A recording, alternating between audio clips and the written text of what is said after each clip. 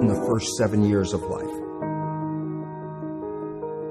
That's why poor people stay poor and rich people stay rich. The movie The Matrix is not science fiction. It's a documentary. Every human, and this is a fact, every human first 7 years is download hypnosis. The brain of a child under 7 is in a lower vibrational frequency. When you put wires on a person's head, you read electroencephalograph, reading brain activity. A child below 7 has a lower vibration than consciousness. It's called theta. Theta is imagination. Oh, that's how kids play a tea party with mud pies, but to them it's a real thing. A kid rides a broom, it's a horse. That's theta, imagination. Theta is also hypnosis. And the idea is this: before you can become conscious, if you don't have any programs, what are you going to be conscious of? So nature makes the first 7 years. What kind of programs are required to live on this planet? I say, how do you get them? Theta is hypnosis. You just watch. You watch your parents, you watch your siblings, and your community, because you have to learn how many 100,000 rules. Think about it. Just to be a functional member of a family and a functional member of a community, there are rules. Teach an infant these rules. I say, you don't have to. First 7 years, they observe it and just download it. Look, this is not new. I mean, there's the famous book, Rich Dad, Poor Dad. Sure. And basically said you come from a poor family and you could struggle your whole life and try to get rich, but you're not going to make it. And if you come from a rich family, you could be stupid your whole life and make it. Not because it was thinking, but it was unconscious behavior that was downloaded from rich families into kids, which is unconscious. So they're making the right moves unconsciously. If they engage their conscious mind, then they look stupid, but it's unconscious. And that's the same thing with poor people. Poor people have beliefs from the family. Oh, you can't make it, life's a struggle, things are hard, who do you think you are? And if that's the program you get, then 95% of the day you will sabotage yourself. And that's why poor people stay poor and rich people stay rich, because the programming. 95% of our life, this is a fact, comes from those programs in the subconscious. Every day, only about 5% of their life are you using conscious, which is creative.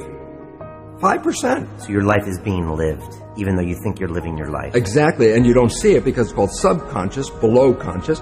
And the Jesuits, for 400 years, they were boasting. People didn't understand. They say, give me a child until it's 7 and I will show you the man. They've been saying that for 400 years because they knew 7 years was the program period. And 95% of your life after that will be whatever that program is. So you don't have to try and think about what happened. I just say, look at your life. The things you like that come into your life come in because you have a program that supports them.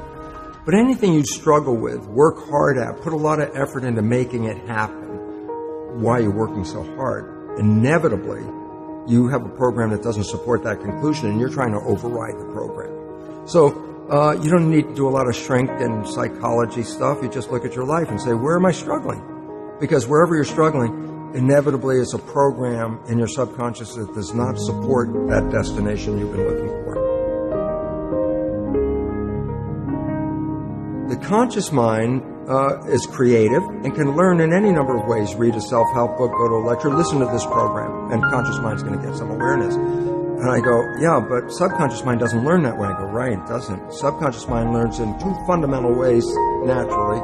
Hypnosis, which is the first 7 years, and after age 7, how do you put new programs in? Repetition. Practice. You want to drive a car, you didn't learn how by just getting in the seat and put the key in. You had to practice driving the car. You want to learn the alphabet. How many times did you go from A to Z? Try to go to A to Z before you can complete it. And once you completed it, you didn't have to go back and do it again. So 2 phases. You want to train the subconscious mind. Hypnosis. Repetition.